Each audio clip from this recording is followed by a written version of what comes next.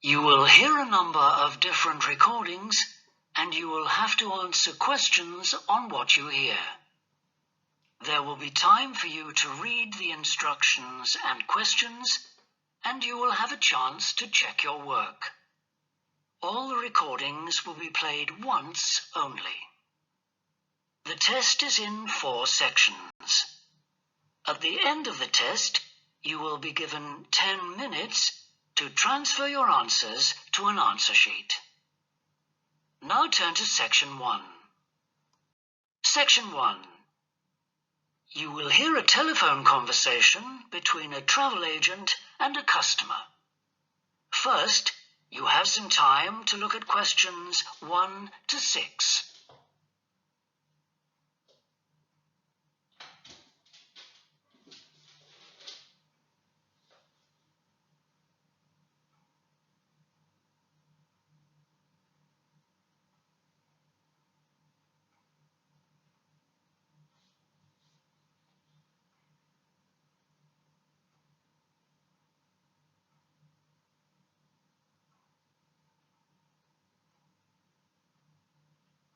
You will see that there is an example that has been done for you. On this occasion only, the conversation relating to this will be played first. Good morning, World Tours. My name is Jamie. How can I help you? Good morning. I want some information on self-drive tours in the USA. Could you send me a brochure? Of course. Could I have your name, please? Andrea Brown. The customer's name is Andrea Brown, so Brown has been written in the space. Now we shall begin. You should answer the questions as you listen, because you will not hear the recording a second time. Listen carefully and answer questions 1 to 6. Good morning, World Tours. My name is Jamie. How can I help you? Good morning. I want some information on self-drive tours in the USA. Could you send me a brochure? Of course. Could I have your name, please? Andrea Brown. Thank you. And your address? 24 Ardley Road. Can you spell that? Ardleigh Road. Postcode? BH5 2OP. Thanks. And can I have your phone number? Is a mobile all right? Fine. It's 07786 643 091. Thank you. And can I ask you where you heard about World Tours? From a friend, or did you see an advert somewhere? No, I read about you in the newspaper. Okay, I'll get the brochures in the post to you, but can I give you some information over the phone? What kinds of things do you want to do on your holiday? I'm interested in going to California with my family. I've got 2 children, and we want to hire a car. Okay. We have a couple of self-drive tours there, visiting different places of interest in California. The first one begins in Los Angeles, and there's plenty of time to visit some of the theme parks there. That's something on my children's list, so I'd want to include that. Good. Then you drive to San Francisco. From San Francisco, you can drive to Yosemite Park, where you spend a couple of nights. You can choose to stay in a lodge or on the campsite. I don't like the idea of staying in a tent. It'd be too hot. Right. And the tour ends in Las Vegas. Okay. The other trip we can arrange is slightly different. It starts in San Francisco, then you drive south to Cambria. Someone told me there's a really nice castle near Cambria. Will we go near that? Hearst Castle is on that road, so you could stop there. Good. I'd like to do that. Does this trip also go into the desert? No, it continues to Santa Monica, where most people like to stop and do some shopping. We have enough of that at home, so that doesn't interest us. Okay. Well, you could go straight on to San Diego. That's good for beaches, isn't it? That's right. That's a good place to relax, and your children might like to visit the zoo before flying home. I don't think so. We want some time for sunbathing and swimming. Before you hear the rest of the conversation, you have some time to look at questions 7 to 10.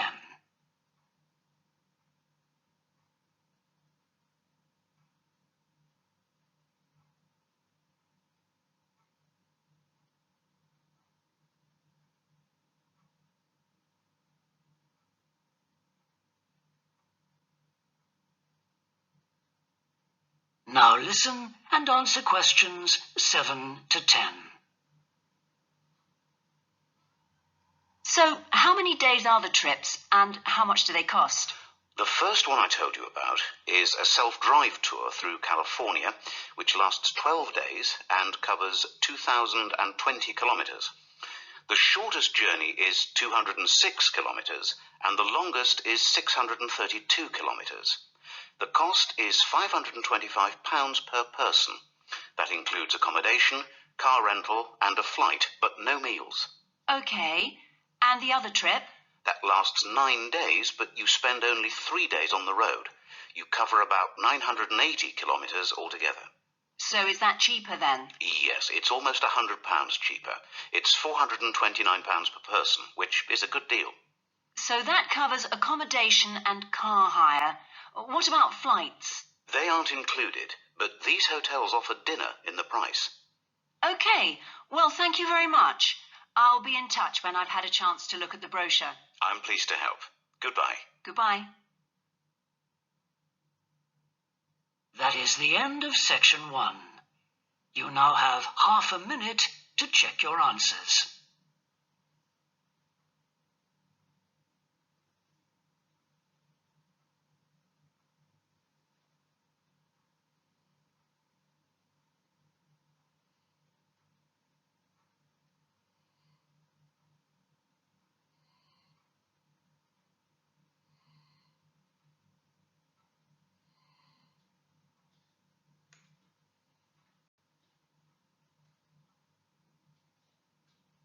Now turn to section 2.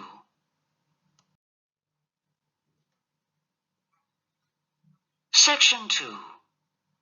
You will hear a fitness manager of a leisure club talking to some new members. First, you have some time to look at questions 11 and 12.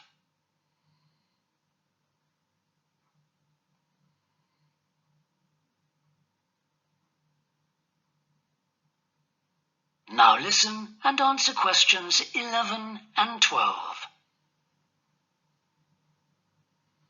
On behalf of LP Clubs, I'd like to welcome you all here today. My name's Sandy Fisher, and I'm one of the fitness managers here. Before we start our tour of the club, I'll just run through some basic information about the facilities we have here, including recent improvements, and explain the types of membership available. Our greatest asset is probably our swimming pool, which at 25 metres isn't Olympic-sized, but now we've expanded it to 8 lanes, it's much wider. This means there are rarely more than a couple of people at a time in each lane.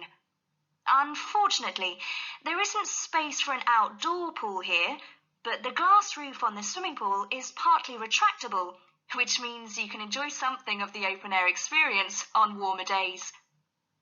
Our recently refurbished fitness suite has all the latest exercise equipment, including 10 new running machines and a wide range of weight training machines. Each member is given full training in how to operate the equipment, and there is always a trainer on duty to offer help and advice. Although we do have adult-only times after 6 and at certain times at weekends, children are well catered for. Older children continue to benefit from a wide range of tuition, anything from trampolining to yoga. Before you hear the rest of the talk, you have some time to look at questions 13 to 20.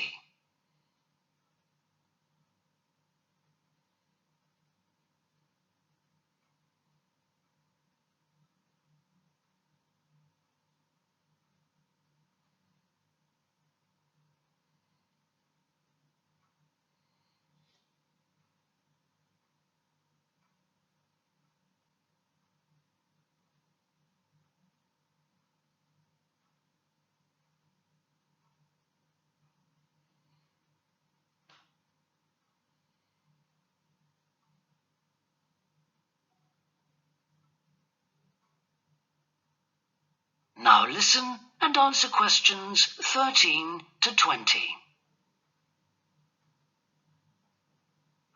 thing all our members appreciate about us is that we take very good care of them. This starts on day 1 with your personal assessment. You are asked to fill in a questionnaire giving details of any health problems. One of our personal trainers will then go through this with you. The trainer will then take you through the safety rules for using the equipment in the fitness suite. During your next exercise session, a personal trainer will work with you to make sure you understand these.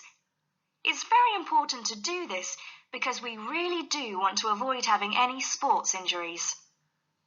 There's a lot more to looking after yourself than simply lifting weights. At the end of the personal assessment, the trainer will draw up a plan outlining what you should try to achieve within a 6-week period. This will then be reviewed at the end of the 6 weeks. Now, I'll just quickly run through the types of membership we have available. All members must pay a joining fee of £90 in addition to the rates for the monthly membership fees. Gold membership entitles you to free entry at all LP clubs. There are now LP clubs in all major cities and towns, so if you travel a lot, this will be a great advantage. Individual gold membership costs £50 a month, and joint membership for you and your partner will cost £75. Premium membership is for professional people whose work commitments make it difficult for them to use the club during the day, and so LP gives booking preferences to premium members at peak times. This means you'll find it easier to book the sessions at times that suit you. Reciprocal arrangements with other LP clubs are available to premium members. Premium membership is for individuals only, but you'll be sent passes for guests every month. The monthly fee is £65. You don't have to have any special clothes or equipment when you visit the club. We provide robes and hair dryers in the changing rooms, but it's very important to remember your photo card because you won't be able to get in without it. For people who aren't working during the day,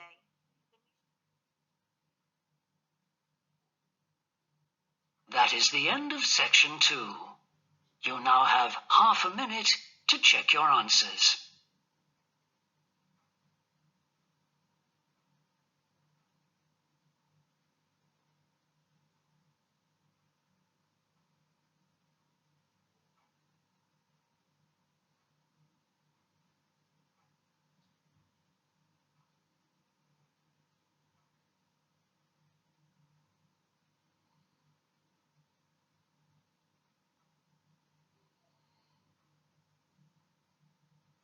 Now turn to section 3.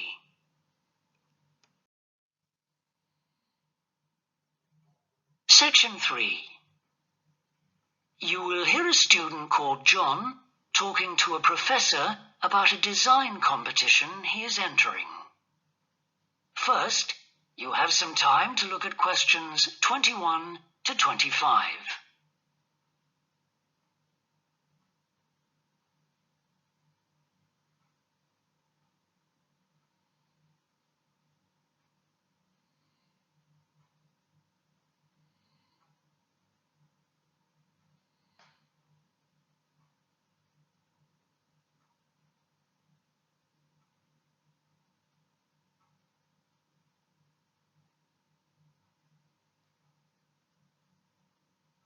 Now listen carefully and answer questions 21 to 25.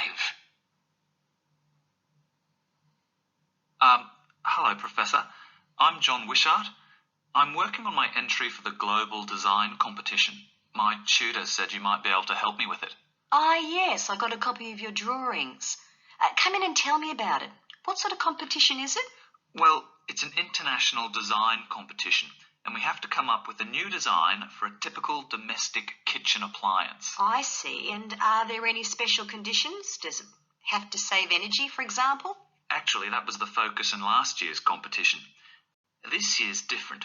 We have to adopt an innovative approach to existing technology, using it in a way that hasn't been thought of before. I see. That sounds tricky. And what kitchen appliance have you chosen? Well, I decided to choose the dishwasher. Interesting. What made you choose that? Well, they're an everyday kitchen appliance in most Australian houses, but they're all pretty boring and almost identical to each other. I think some people will be prepared to pay a little extra for something that looks different. It's a nice idea. I see you've called your design the rock pool. Why is that? Basically because it looks like the rock pools you find on a beach. The top is made of glass so that you can look down into it. And there's a stone at the bottom. Is that just for decoration? Actually, it does have a function. Instead of pushing a button, you turn the stone. So it's really just a novel way of starting the dishwasher. That's right. It's a really nice design, but what makes it innovative? Well, I decided to make a dishwasher that uses carbon dioxide. In place of water and detergent? How will you manage that? The idea is to pressurize the carbon dioxide so that it becomes a liquid. The fluid is then released into the dishwasher where it cleans the dishes all by itself. Sounds like a brilliant idea. Your system will totally do away with the need for strong detergents. So what happens once the dishes are clean? Well, to allow them to dry, the liquid carbon dioxide and the waste materials all go to an area called the holding chamber. That's where the liquid is depressurized and so it reverts to a gas. Then the oil and grease are separated out and sent to the waste system. It sounds like you've thought it all out very thoroughly. So what happens to the carbon dioxide once the process is complete? Not wasted, I hope. Actually, that's where the real savings are made. The carbon dioxide is sent back to the cylinder and can be used again and again. What a terrific idea. Do you think it will ever be built? Probably not, but that's okay. Well, I'm sure a lot of positive things will come out of your design. Before you hear the rest of the discussion, you have some time to look at questions 26 to 30.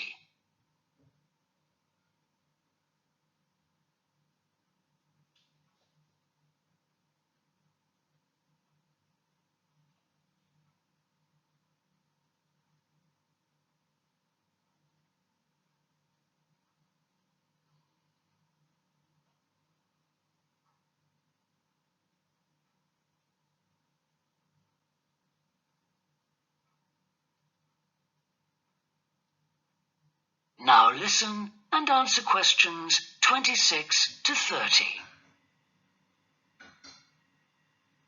Now, you seem to have thought about everything, so what exactly did you need me to help you with? Well, my design has made it to the final stage of the competition, and in a few months' time I have to give a presentation, and that's the part I was hoping you could help me with. Right, well, that should be easy enough. What have you managed to do so far? Well, I've got detailed drawings to show how it will work, and I've also written a 500-word paper on it. I see. Well, if you want to stand a good chance of winning, you really need a model of the machine. Yes, I thought I might, but I'm having a few problems. What's the main difficulty so far? Let me guess. Is it the materials? Yes. I want it to look professional, but everything that's top quality is also very expensive. Look, projects like this are very important to us. They really help lift our profile. So why don't you talk to the university about a grant? Oh, I can help you fill out the application forms if you like. that would be great. You'd better show me this paper you've written as well. For a global competition such as this, you need to make sure the technical details you've given are accurate and thorough. Oh, that would be a great help. Is there anything else I can do? Well, I'm really nervous. That is the end of section 3. You now have half a minute to check your answers.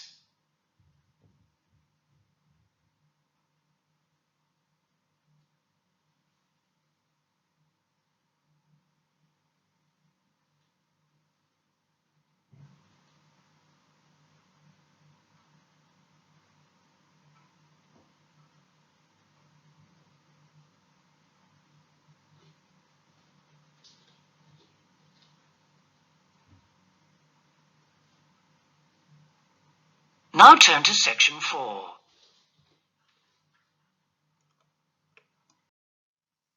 Section 4. You will hear a university lecture about an endangered bear in British Columbia, Canada, known as the spirit bear.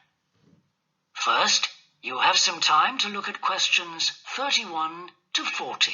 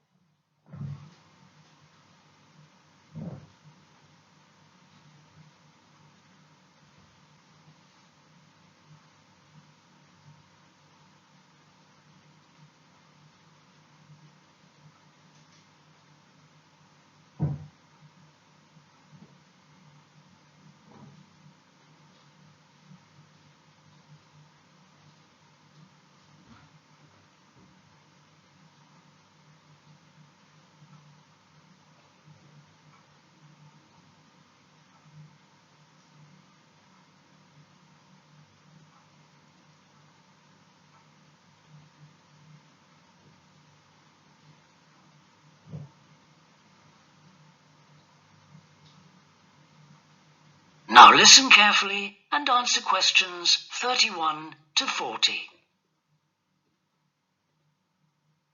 Today we continue our series on ecology and conservation with a look at a particularly endangered member of the black bear family. 1 in 10 black bears is actually born with a white coat, which is the result of a special gene that surfaces in a few. Local people have named it the spirit bear, and according to the legends of these communities, its snowy fur brings with it a special power. Because of this, it has always been highly regarded by them, so much that they do not speak of seeing it to anyone else. It is their way of protecting it when strangers visit the area. The white bear's habitat is quite interesting. The bear's strong relationship with the old-growth rainforest is a complex one. The white bear relies on the huge centuries-old trees in the forest in many ways. For example, the old-growth trees have extremely long roots that help prevent erosion of the soil along the banks of the many fish streams. Keeping these banks intact is important because these streams are home to salmon, which are the bear's main food source. In return, the bear's feeding habits nurture the forest. As the bears eat the salmon, they discard the skin and bones in great amounts on the forest floor, which provide vital nutrients. These produce lush vegetation that sustains thousands of other types of life forms, from birds to insects and more. Today, the spirit bear lives off the coast of the province of British Columbia on a few islands. There is great concern for their survival, since it is estimated that less than 200 of these white bears remain. The best way to protect them is to make every effort to preserve the delicate balance of their forest environment. In other words, their ecosystem.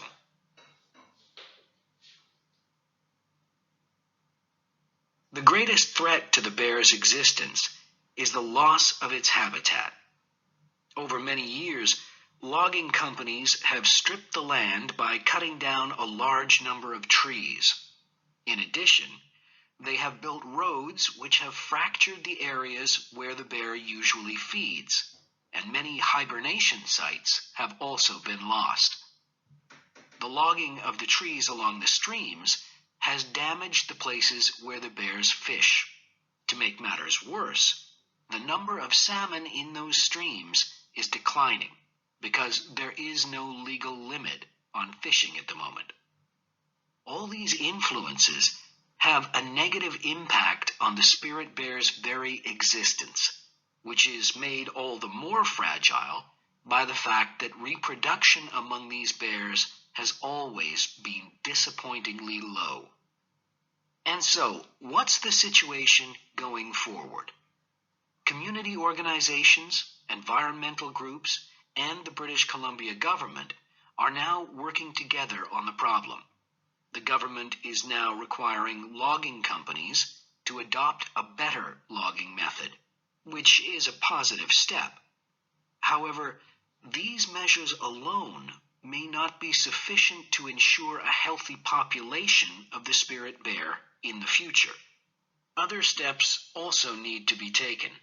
While it is important to maintain the spirit bear's habitat, there also needs to be more emphasis on its expansion. The move is justified as it will also create space for other bears that are losing their homes to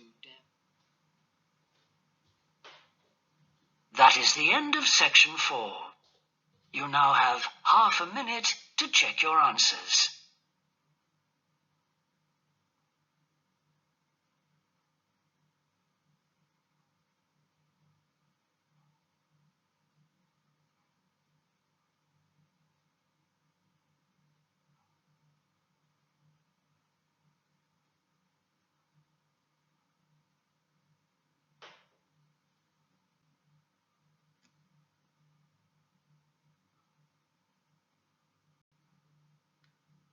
That is the end of the listening test.